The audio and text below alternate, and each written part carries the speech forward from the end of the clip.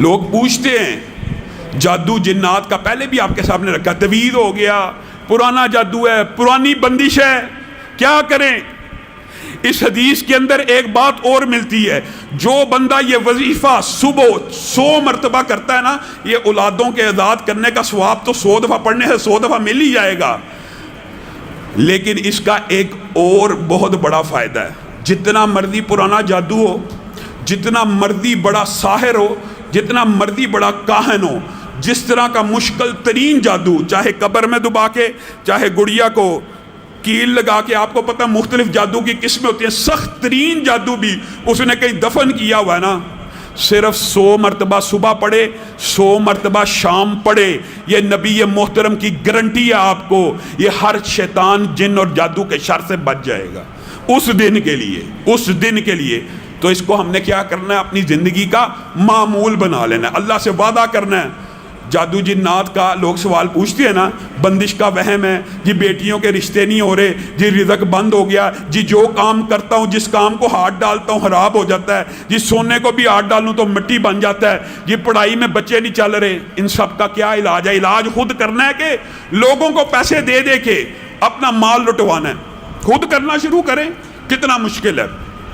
نبی کریم صلی اللہ علیہ وسلم کہہ رہے ہیں صرف 100 مرتبہ صبح پڑھ لو، 100 مرتبہ شام پڑھ لو، جائیے، اللہ کی قسم آپ کو کسی عامل کے پاس، کسی رقیہ شریعہ کرنے والے کے پاس جانے کی ضرورت نہیں ہے، آپ صرف یہ وظیفہ شروع کریں، اگر بدلاؤ نہ آئے، تبدیلی نہ آئے، رحمتیں نہ آئیں، برکتیں نہ آئیں، مجھے آ کے پکڑ لینا۔ آپ خود شروع کریں۔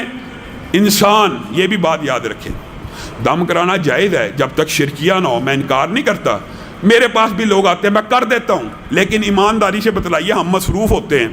رقیہ شریعہ والوں نے چلو جنہوں نے پروفیشن بنایا، ہو سکتا ہے وہ توجہ سے کرتے ہوں، لیکن ایک بندہ آیا، علامہ صاحب بیٹی کو دم کر دیجئے، میں 7 دفعہ فاتحہ پڑھتا ہوں، دعائیں پڑھتا ہوں جو نبی کریم صلی اللہ علیہ وسلم نے بتائی، اس کے اوپر پھونک مار کے چل دیا، میرے دل میں اس بچی کے اوپر کتنی توجہ ہو سکتی ہے، میری نظر میں اس بچی کا کتنا درد ہو سکتا ہے جو اپنے والد اور والدہ کے دل میں ہو سکتا ہے۔ اللہ کی قسم وہ 7 دفعہ سورۃ فاتحہ پڑھیں گے، میں نے چاہے 7 دفعہ سورۃ فاتحہ پڑھی ہو، میں اتنی توجہ سے نہیں پڑھ سکتا جتنی کوئی والد اور والدہ توجہ سے پڑھ سکتے ہیں، وہ توجہ سے پڑھیں گے، اس کو زیادہ افاقہ ہوگا۔ ہاں یہ فرق ضرور ہوتا ہے، یہ فرق ہوتا ہے، اس فرق کو ہم مانتے ہیں۔ ایک وظیفہ ایک عامل نے یا ایک عالم نے 1,00,000 دفعہ سورۃ فاتحہ پڑھی ہے، والد نے زندگی میں 1000 دفعہ پڑھی ہے، اثر کا فرق ہو سکتا ہے، اثر کا فرق ہوتا ہے، لیکن جب آپ خود اپنی اولاد کا، اپنے گھر کا علاج کرنا شروع کریں گے تو انشاءاللہ آپ کے بھی وظائف کے عدد بڑھ جائیں گے، چاروں کل کثرت سے پڑھنا شروع ہو جائیں، آپ کے اوپر سے جادو جنات ختم، سورۃ بقرہ کی آخری 2 آیات سورۃ بقرہ کو پڑھنا شروع کر دیں، فاتحہ کو پڑھنا شروع کر دیں۔ اور فاتحہ کا ایک بات اور بھی یاد رکھیے، بات آئی ہے تو کہہ دیتا ہوں، فاتحہ ایک عام نمازی کی بھی بڑی مؤثر ہوتی ہے، ایک عام نمازی کی، میں علماء کی بات نہیں کر رہا، وجہ کیا ہے؟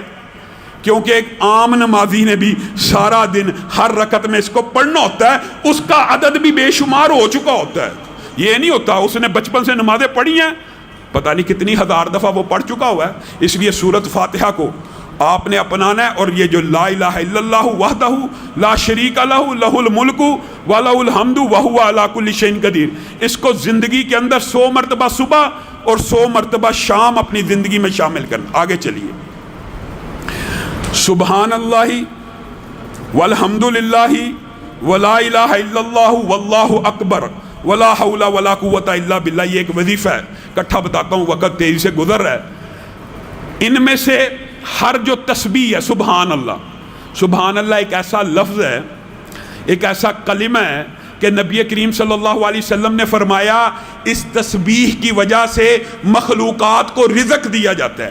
اگر جانوروں کو، چرند پرند کو سبحان اللہ کہنے کی وجہ سے رزق ملتا ہے تو بندوں کو نہیں ملے گا؟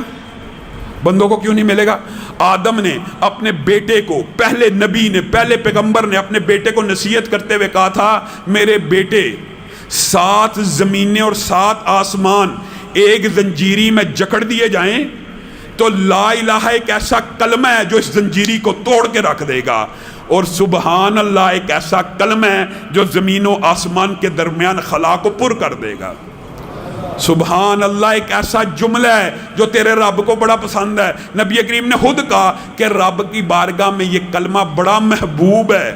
آپ بتائیے رب کو ایک چیز پسند ہو, ایک والد کو بھی, مثال رب کے ساتھ نہیں دینی چاہیے, لیکن اگر ایک والد کو بھی کوئی بات اچھی لگتی ہو نا, یا حامد کو, بیوی وہی کر رہی ہے, بچہ وہی کر رہا ہے, باپ کو یہ اچھا لگتا ہے کہ میرا بیٹا مجھے کہ ابا جان, وہ بار بار وہی جملہ کہے تو باپ کو کیسا پیار آتا ہے.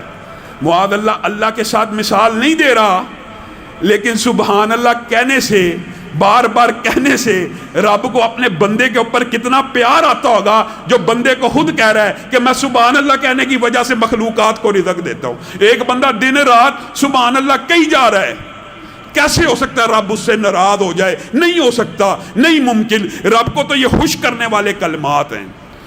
حدیث کے اندر آتا صرف 100 مرتبہ سبحان اللہ و بحمدہ کہہ دینے سے سمندر کے جھاگ برابر گناہ اللہ معاف کرتا ہے. وجہ کیا ہے؟ اللہ خوش ہو جاتا ہے کہ یہ بندہ وہی لفظ کہہ رہا ہے جو مجھے پسند ہے. سبحان اللہ و بحمدہ, سبحان اللہ العظیم, بہت عظیم وظیفہ ہے. بخاری شریف کی مشہور